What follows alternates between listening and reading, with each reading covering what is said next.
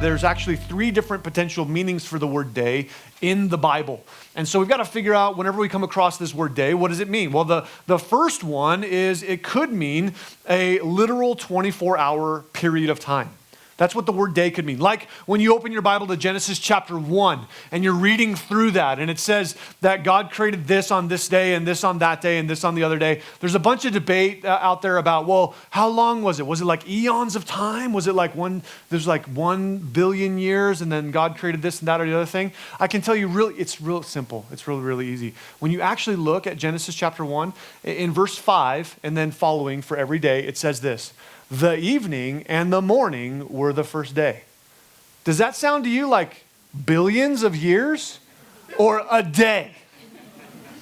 Like, it's actually more simple. God really it's a day. It was 24 hours of time. It's very easy. We don't have to get all weird and crazy and go, well, how did this happen and all these things? So whatever. All right, I got a lot to say about that, but I'm going to keep moving on. It's the evening and the morning, a literal 24-hour period of time. Okay, that's one of the words for day in the Bible. There's also in the Bible an undefined period of time. Like there's a coming day. Somewhere, something's happening out there that's going to happen. In 2 Peter 3:8, it says that 1,000 years is like a day, and a day is like 1,000 years to the Lord. So it's kind of this undefined sort of, it could be this, could be that. It's an undefined period of time. That could be a day. That's what it could be referring to. And it also could be like what we see here in chapter 4 of Malachi, the idea of an exact time.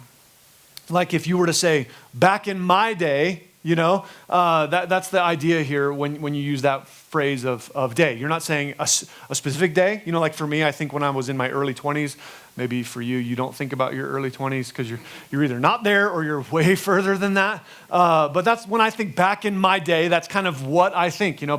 Back in my day, I used to be able to touch a basketball rim and I dunked a basketball a couple of times. You're like, you're a 6 foot tall white guy. How did that happen? That's a miracle. The Lord helped me. But that was back in my day. Now I'm nearly 40 and I cannot do that. And so that's the idea. Now, the way that you know what day it's talking about is the context. The context tells you. Is it a 24-hour period? Is it just a random period of time that's undefined? Or is it just this very specific period of time? What are we talking about? Well, the context tells us.